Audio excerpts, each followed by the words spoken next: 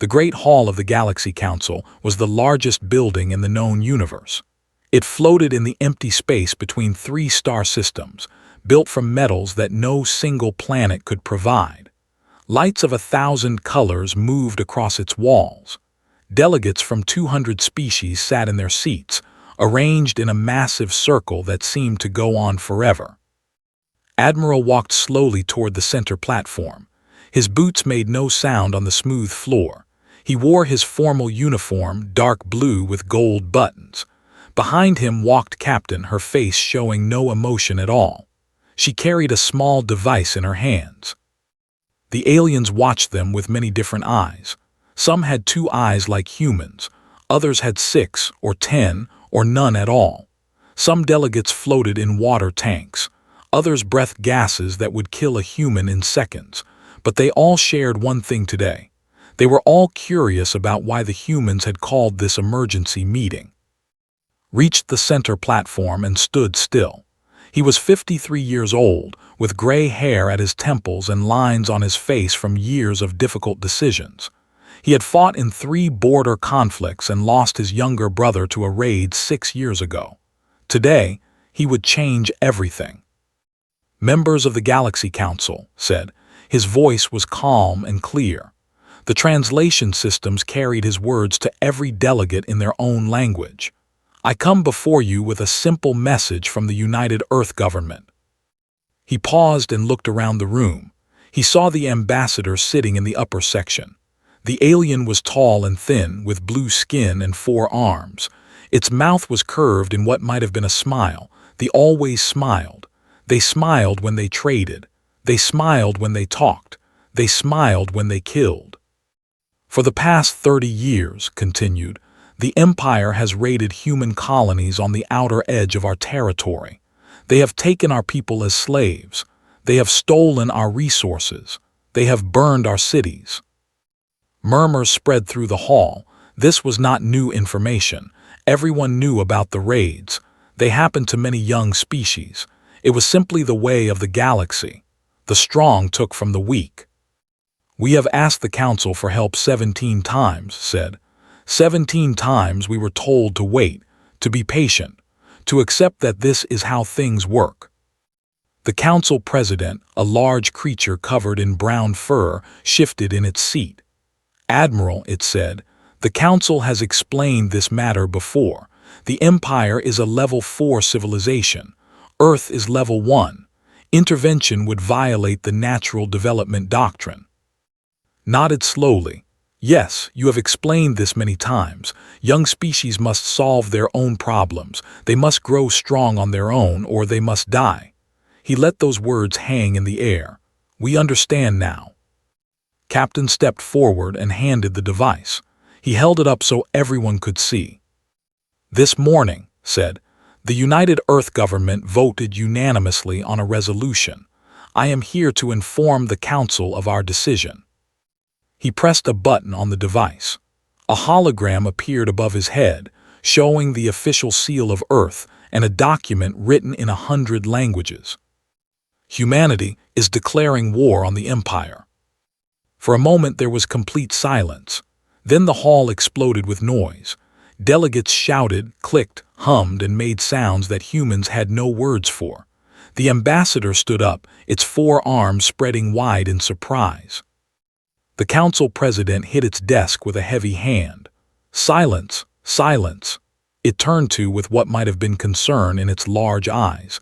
"Admiral, I do not think you understand what you are saying. They have been traveling between stars for 8,000 years.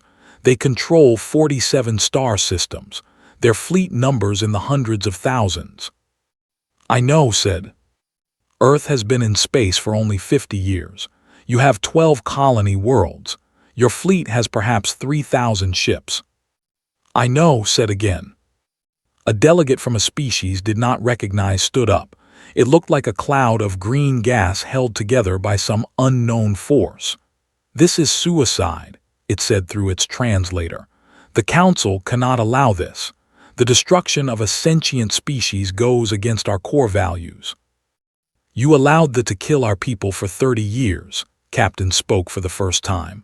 Her voice was soft, but it carried across the hall. "You watched as they burned our colonies. You did nothing when they took children from their parents.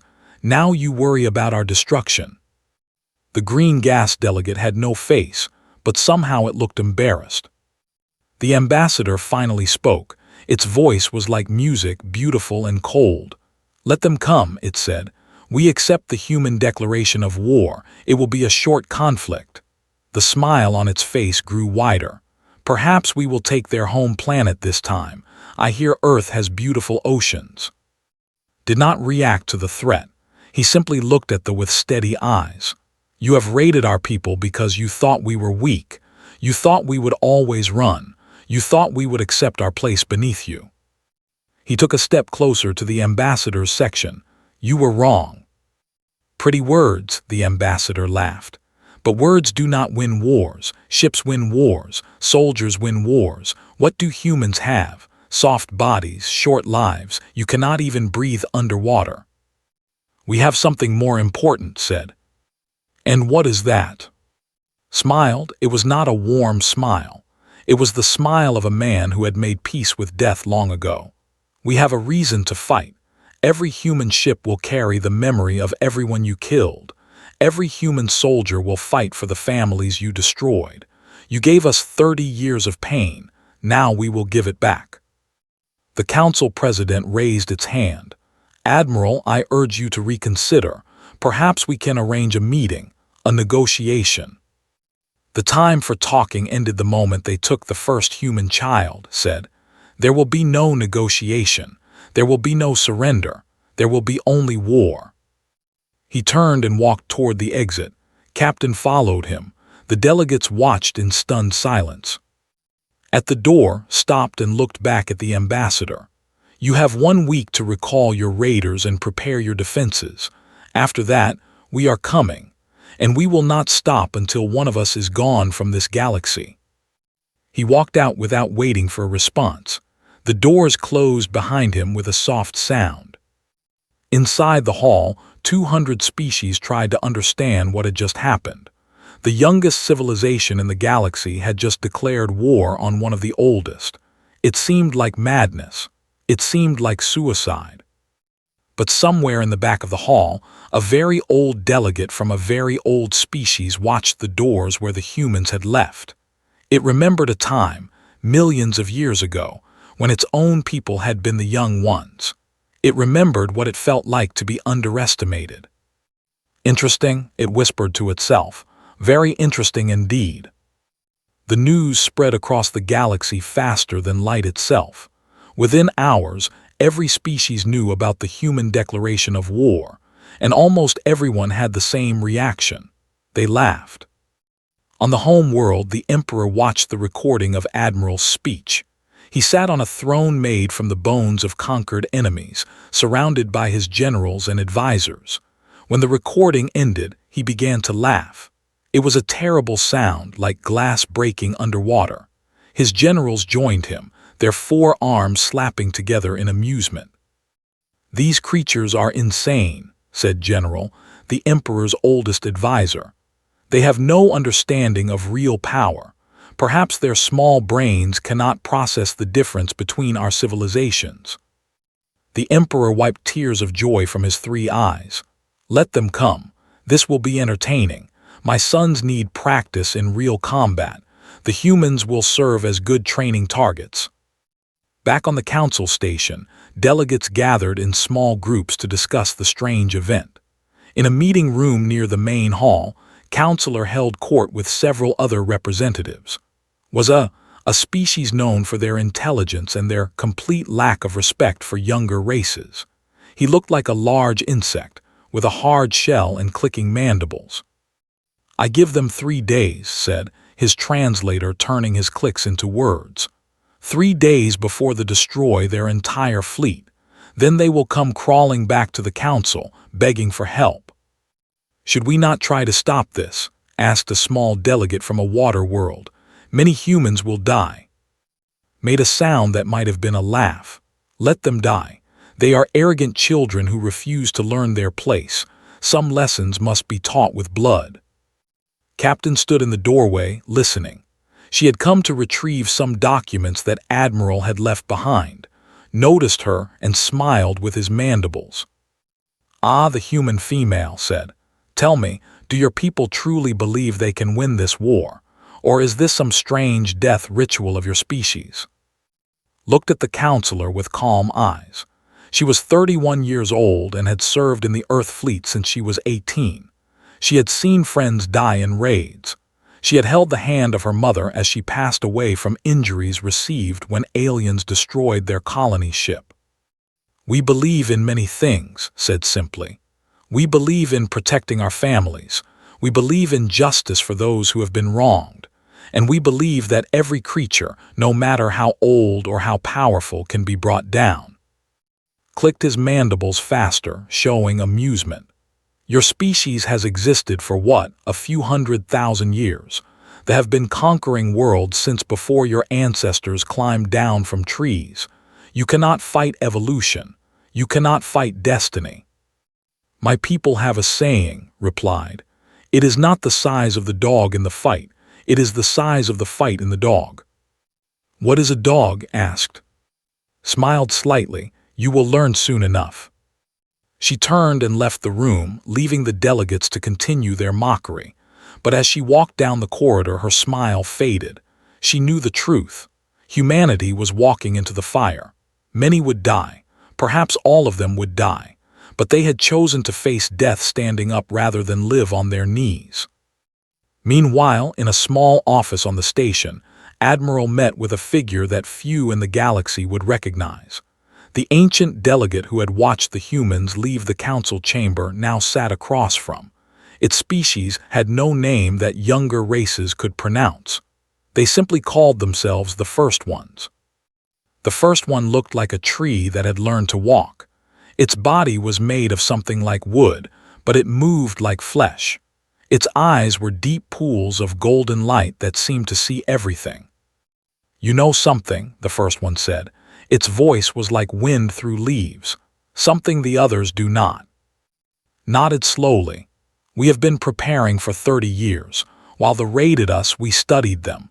We learned their tactics, their weaknesses, their fears. We built weapons they have never seen. The galaxy thinks you are fools, rushing to death."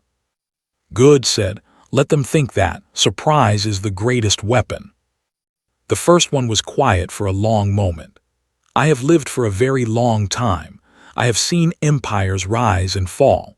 I have seen species that were once great disappear into nothing, and I have learned one truth above all others." "What is that?" asked. "Never underestimate a species that has known suffering. Pain makes creatures do incredible things. It makes them stronger, smarter, more determined. They have been comfortable for too long. They have forgotten what it means to truly fight for survival." Leaned forward. "Will the council help us?" "No," the First One said sadly. "The council is old and slow. They follow rules that made sense 10,000 years ago but mean nothing now. They will watch your war from a distance and write reports about it." "Then why are you here?" The First One reached into its robe and pulled out a small crystal.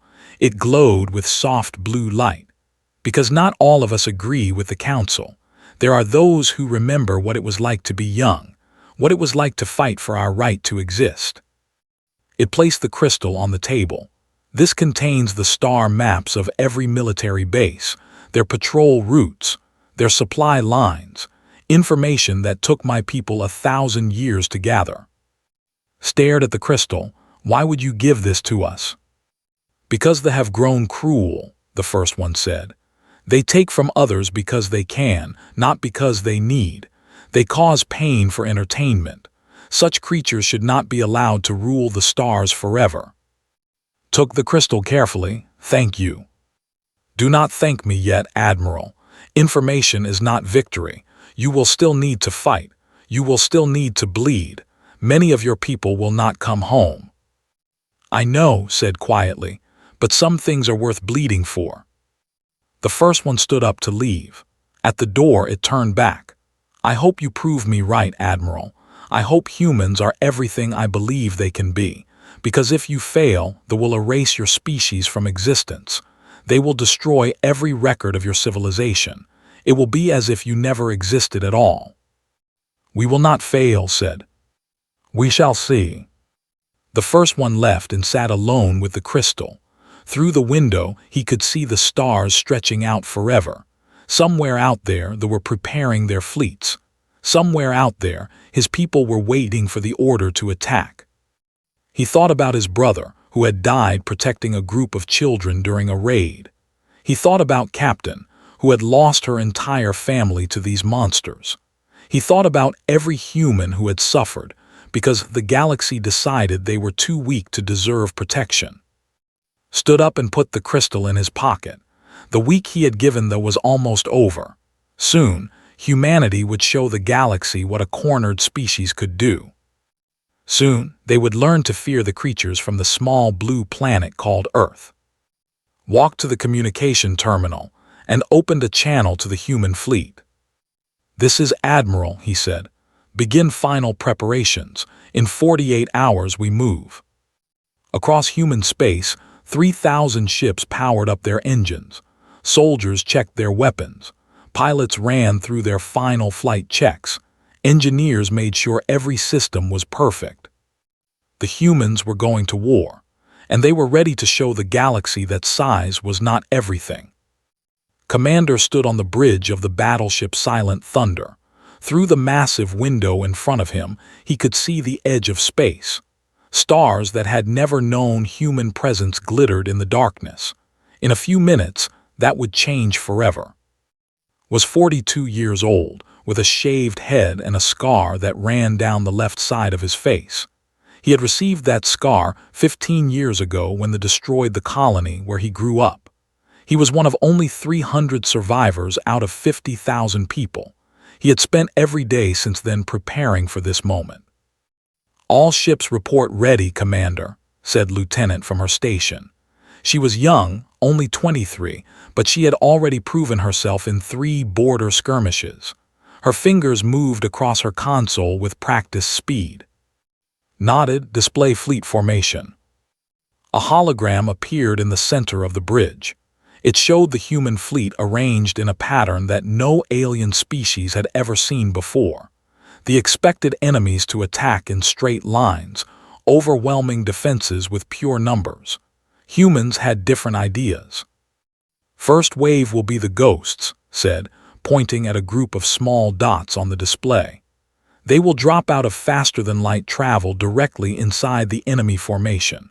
Their job is to cause confusion and disable communications."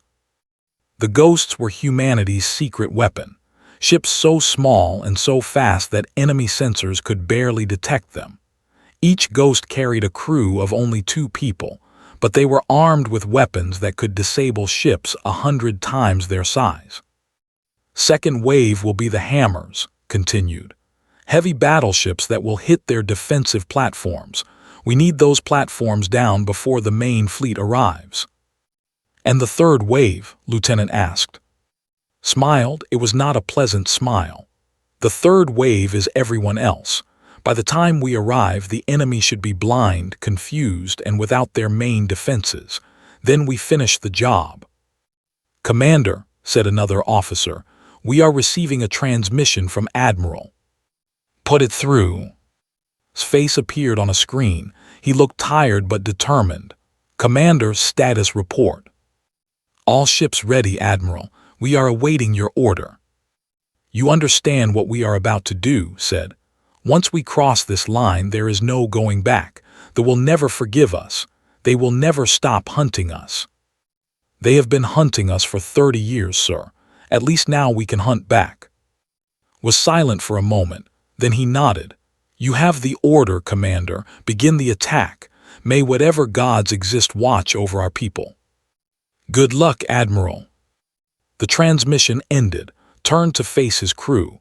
Men and women from every nation on Earth united by a common purpose. They had trained for years for this day. They had left families behind, knowing they might never see them again. Now it was time. "All ships," said, his voice carrying across the fleet through the communication system. "This is Commander. For 30 years we have been victims. Today we become something else. Today, we show thee and the entire galaxy that humanity is not prey. We are predators." He paused, letting his words sink in. "Some of us will not come home. That is the price of freedom. But those who fall will be remembered forever. Their names will be written in the stars. Their sacrifice will buy a future for our children and our children's children." Looked out at the stars one more time. "Ghost Squadron, begin your run. All other ships prepare to jump on my mark, for Earth, for humanity. Let's show them who we really are." The small ghost ships disappeared first, jumping to faster-than-light speed. They would arrive at the border station in exactly 4 minutes. 4 minutes of waiting, 4 minutes of tension, 4 minutes before everything changed. On the border station, life continued as normal. The station commander, a tall named, was eating his midday meal when his communications officer suddenly made a sound of confusion. "Commander, I am detecting strange readings near the station." Did not even look up from his food. "What kind of readings?" "I am not certain. Small energy signatures. They appeared out of nowhere." "Probably space debris or sensor error. Run a diagnostic." The communications officer began to run the diagnostic. He never finished. The first ghost ship appeared directly in front of the station's main antenna array and fired a pulse weapon. Every communication system on the station went dead at the same time. Jumped to his feet. "What is happening?" Before anyone could answer, more ghost ships appeared. They moved so fast that the station's weapons could not track them. Within seconds, they had disabled every sensor, every weapon platform, every emergency beacon. Then the hammers arrived. Human battleships emerged from faster-than-light travel like angry gods appearing from nothing. They were not elegant like ships. They were not beautiful or graceful. They were blocks of metal and fire, built for one purpose only: destruction. Watched through the window as the first human missiles hit the defensive platforms around the station. The platforms, which had protected space for 2,000 years, exploded one by one like flowers made of fire. "Send a distress signal," screamed. "Communications are down, Commander. We cannot reach anyone." "Then use a shuttle. Send someone to warn the Empire." But it was already too late. The human fleet's third wave arrived, and with it came the main attack force. Thousands of ships, all firing at once. The station's shields, designed to withstand the weapons of a dozen different species, began to fail under the assault. On the silent thunder, watched the battle unfold with cold satisfaction. The plan was working perfectly. 30 years of studying tactics had paid off. They had always attacked in predictable patterns, expecting their enemies to do the same. They had never faced an enemy that fought dirty. "Commander, the station's shields are at 30%, Lieutenant reported. Estimated time to failure, 2 minutes. "Prepare boarding teams," ordered. "I want prisoners, I want information, and I want them to know that no place is safe from us." On the station, knew he had lost. His soldiers fought bravely, but they were outnumbered, and the humans were everywhere, moving through the corridors with a speed and aggression that seemed impossible. They did not stop to negotiate. They did not offer mercy. They simply advanced, taking control of every section of the station. Retreated to the command center and locked the door. Through the security cameras, he watched as his people fell one by one. The humans were not cruel. They did not torture or humiliate their enemies, but they were efficient. Terribly, frighteningly efficient. The door to the command center exploded inward. Human soldiers poured through, their weapons ready, raised his 4 hands in surrender. A human officer walked forward and removed his helmet. It was Commander. His face was calm, almost peaceful. "You are now a prisoner of the United Earth government," said. "You will be treated according to the laws of war. You will not be harmed unless you resist." Stared at the human with all 3 of his eyes. "Why would you do this? You cannot win. The Empire will send a fleet that will crush you." looked at the commander for a long moment. Then he reached into his pocket and pulled out a small photograph. It showed a young boy, maybe 10 years old, smiling at the camera.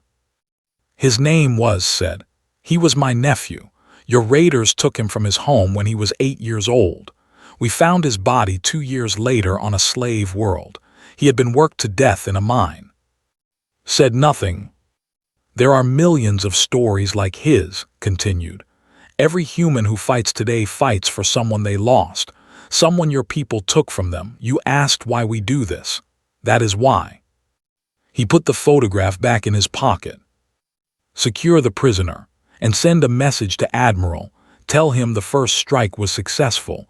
The door to space is now open. Across the border station, human flags began to rise. For the first time in history, humanity had taken territory from an elder species. The war had truly begun. 3 months into the war, the Galaxy Council called an emergency meeting. This time, there was no laughter. This time, delegates looked at each other with something close to fear in their many eyes. Counselor stood before the assembly, his mandibles clicking nervously. The who had mocked captain now looked like he had not slept in weeks. The reports are confirmed, said, his voice lacking its usual arrogance. The humans have taken 14 systems. 14 systems in 90 days. This rate of conquest is unprecedented in recorded galactic history. A murmur spread through the hall. Some delegates did not believe it. Others had seen the images and could not deny what was happening. Show us the battle records, the council president demanded. Pressed a button, and holographic images appeared above the assembly. They showed ships being destroyed, stations being captured, and planets surrendering to human forces. The images were clear and undeniable. How is this possible? Asked a delegate from a species that had been traveling the stars for 6,000 years. They have the largest fleet in the sector. They have been fighting wars since before the humans discovered fire. We do not fully understand, admitted, but our analysis suggests several factors. First, the humans fight differently than any species we have encountered. They do not follow standard battle patterns. They attack from unexpected angles. They use tactics that seem insane but somehow work. On a distant planet called Seven, Lieutenant proved exactly what was describing. She lay in the mud at the edge of a military base, watching enemy patrols through her binoculars. Around her, 200 human soldiers waited in perfect silence. Was 35 years old, small and slim, with sharp eyes that missed nothing. Before the war, she had been a school teacher on a colony world. Then they came and burned her school with the children still inside. She had survived by hiding under the bodies of her students. Now she fought with a cold anger that never faded. All teams report status, she whispered into her communicator. Alpha team ready, north entrance. Beta team ready, east wall. Gamma team ready, power station. Delta team ready, communication tower. 4 teams, 200 soldiers, against a base with over 3,000 troops. By any normal measure, it was suicide, but had not survived this long by following normal measures. Remember the plan, she said. Fast, quiet, and without mercy. We take out their eyes first, then their voice, then their legs. By the time they understand what is happening, it will be over. She looked at her watch. Begin in 3, 2, 1 mark. Gamma team moved first, crawling through drainage tunnels that architects had thought too small for any intelligent creature to use. Humans were smaller than most species. It was a weakness that had now become a strength. The power station went dark without a sound. Soldiers with knives and silenced weapons took out the guards before they could raise an alarm. Within 30 seconds, the entire base lost power. Delta team struck next. The communication tower fell to explosives planted days earlier by human scouts. The inside never knew what hit them. They were still trying to figure out why their screens had gone dark when the building collapsed around them. Now they knew they were under attack, but they could not see their enemies. They could not call for help. They stumbled around in darkness, firing at shadows, hitting nothing. Led Alpha Team through the north entrance. Her soldiers moved like ghosts, using night vision equipment that showed them everything while they saw nothing. They swept through the corridors, taking out enemy soldiers with precise shots. Lieutenant, one of her soldiers reported, "We found the command center, 50 hostiles inside." "Grenades first," ordered. "Then we go in hard, no survivors." The grenades went through the door with a crash. Even eyes, adapted to many different light conditions, could not handle the sudden explosion of brightness. The aliens screamed and covered their faces. Human soldiers poured in and ended the fight in under a minute. By dawn, the base belonged to humanity. 3,000 soldiers had been defeated by 200 humans. It was a victory that would have seemed impossible just months ago. Back at the Galaxy Council, continued his report. "The humans also show unusual psychological characteristics," he said. "They do not break under pressure. When surrounded, they fight harder. When facing certain death, they refuse to surrender. Our psychologists have never seen anything like it." "All species fight to survive," the Council President said. "This is not unique." "With respect, President, it is different with humans. Watch this recording." The hologram showed a human ship, heavily damaged, surrounded by 5 warships. The commander offered surrender terms. The human captain, a woman with blood running down her face, responded by ramming her ship into the largest enemy vessel. Both ships exploded. The other ships were caught in the blast and destroyed as well. One human ship destroyed 5 ships through an act of deliberate self-sacrifice, said quietly. "We have recorded 47 similar incidents. Humans will die to take their enemies with them. They consider this an acceptable trade." Silence filled the hall. Many species represented here could not understand such thinking. Life was precious. Survival was the highest goal. What kind of creatures would throw away their lives just to hurt their enemies? "There is more," continued. "They captured a human colony last month. They expected the civilians to surrender peacefully. Instead, every person in the colony fought. Old people, children, everyone. They turned their homes into fortresses. They used kitchen knives and farming tools as weapons. They eventually won, but they lost 2,000 soldiers taking a colony of 500 humans." A delegate from a peaceful species stood up. "This is barbaric. These humans are animals." "No," said a voice from the back of the hall. Everyone turned to see the first one standing in the shadows. "They are survivors. Their planet is a death world. Their history is written in blood. They evolved fighting against everything, including each other. What you call barbaric, they call Tuesday." "First one," the council president said respectfully. "What is your analysis of this situation?" The ancient being walked slowly to the center of the hall. "My analysis is that the council made a terrible mistake. You assumed that a young species could not threaten an old one. You assumed that technology and numbers would always win. You forgot the most important factor in any war."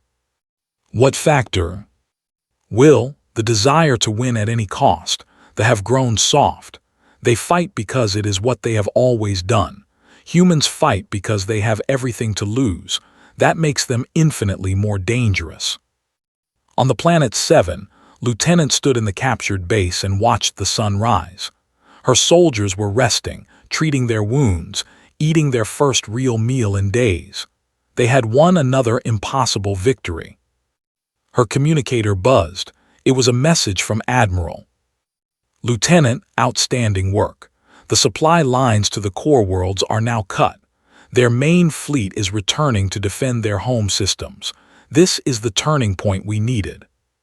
Thought about her students, the children who had trusted her to keep them safe, the children who had died screaming while she hid like a coward. She had promised herself that day that she would make the pay.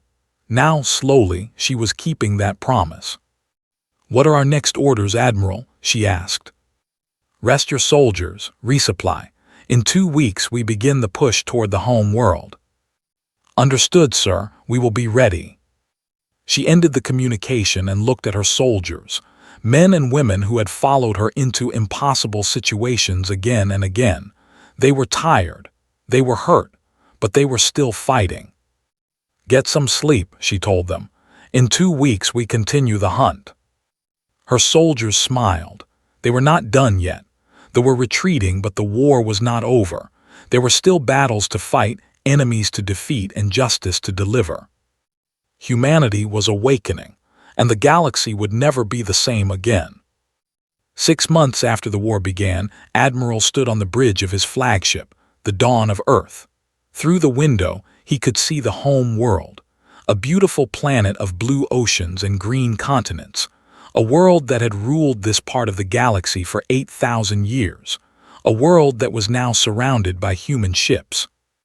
The fleet was destroyed. Their colonies were captured or surrendered.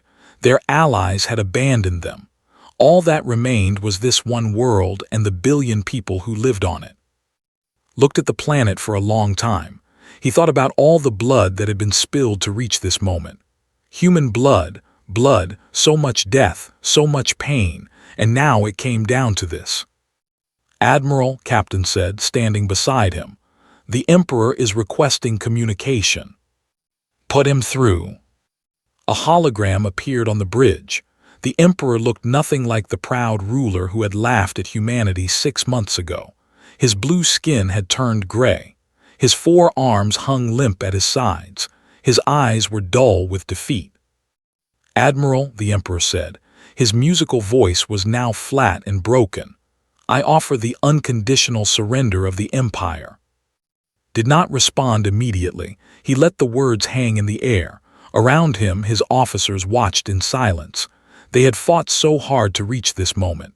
They had lost so many friends. Now it was finally over. Your surrender is accepted, said. You will release all human prisoners immediately. You will pay compensation to the families of everyone killed in your raids, and you will never again threaten human space. Agreed, all of it. There is one more thing. The Emperor looked up with what remained of his pride. What more do you want? Stepped closer to the hologram. I want you to remember this day. Remember what happens when you underestimate a species. Remember what happens when you cause pain for entertainment. And I want you to tell your children and their children. Tell them about the humans. Tell them why you should never make us angry. The Emperor lowered his head. I will remember. Good, begin releasing the prisoners. My officers will contact you with further instructions. The hologram disappeared. Captain placed her hand on shoulder. We did it, Admiral. We actually did it.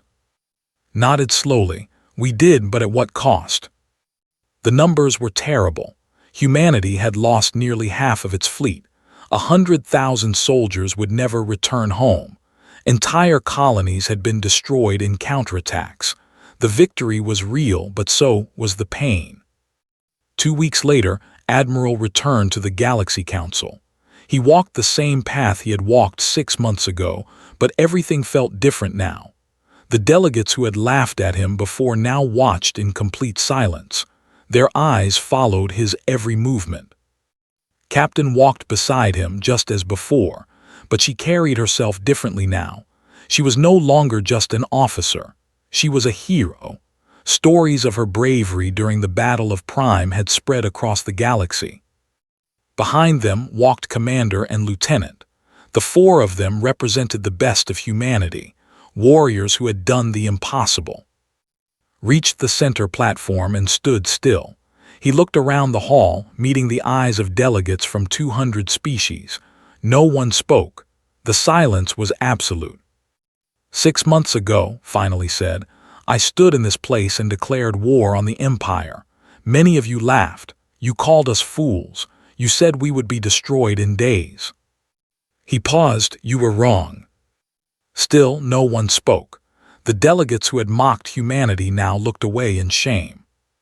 Today, the Empire has surrendered. Their military is destroyed. Their colonies are under our control. Their Emperor has agreed to pay for every crime committed against our people. took a deep breath. "But I did not come here to celebrate.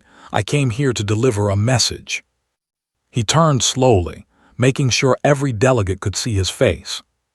"Humanity asked for your help 17 times. 17 times you refused. You watched as our people were taken as slaves. You watched as our children were murdered. You did nothing because you believed we were too weak to matter." The council president shifted uncomfortably in its seat. "We learned something from your refusal," continued. "We learned that in this galaxy, no one will help you unless you can help yourself. We learned that strength is the only thing that earns respect. We learned that we can only count on ourselves." He looked directly at Counselor, who seemed to shrink under his gaze. "So here is our message. Humanity will never again ask for help. We will build our own fleet. We will protect our own people. And if anyone threatens us again, they will face the same fate as the—" Captain stepped forward and placed a small crystal on the podium. It was a recording device. "This contains the complete record of our war," she said. "Every battle, every victory, every strategy we used. We are giving it to you freely. Study it, learn from it, and understand this. What you see in this recording is nothing compared to what we are capable of when truly threatened." The delegates stared at the crystal as if it were a bomb. The first one rose from its seat in the back of the hall. "Admiral," it said in its voice like wind through leaves, "on behalf of the elder species, I offer humanity a formal alliance. Your courage and determination have earned our respect." Looked at the ancient being for a long moment. Then he shook his head. "No, we do not need alliances. We have ourselves, that is enough." He turned to leave, but the council president raised its hand. "Admiral, please, perhaps we made mistakes. Perhaps we should have helped you sooner, but surely now we can work together." Stopped and looked back. "Do you know why I showed mercy to the—" he asked. "Why I did not order my ships to burn their world?" The president shook its head. "Because we are not like them. We do not cause pain for entertainment. We do not destroy because we can. We fight only when we must, and we stop when the threat is ended." His voice was tired but firm. "That is the difference between us and every empire that came before. We could have killed billions. We chose not to." He walked toward the exit, his officers following behind. "Remember that too," he said over his shoulder. "Remember that humans could have become monsters. We chose to remain human instead." The doors closed behind him. In the great hall of the Galaxy Council, 200 species sat in stunned silence. They had witnessed something that would change the galaxy forever. A young species had defeated an ancient empire. More than that, they had shown restraint when victory was complete. Over the following years, humanity grew stronger. They built new ships, established new colonies, and explored new stars. They never forgot the lessons they had learned. Trust no one but yourself. Be ready to fight, but never lose your humanity. Other species began to treat humans differently. Some feared them. Some respected them. A few tried to befriend them, but all of them remembered the war. All of them knew what humans were capable of. Centuries later, a historian would write, "The day humans declared war was the day everything changed. Before that day, we ruled the stars. After that day, we were just another species trying to survive. The universe is a different place now, a more careful place. And when we tell our children stories about the old times, we always include one lesson: never anger the humans. They are small and soft and live such short lives, but their spirits are made of fire. And fire, once lit, is very hard to put out." In the records of the Galaxy Council, the conflict would be known simply as the Human War. It lasted only 6 months. It involved only 2 species, but its effects would last forever. Because on that day, when Admiral stood before the galaxy and declared that humanity was going to war, he did not just announce a military campaign. He announced the arrival of a new power, a new force that would shape the destiny of the stars. Humanity had been tested by the universe, and had not been found wanting. And the galaxy would never forget.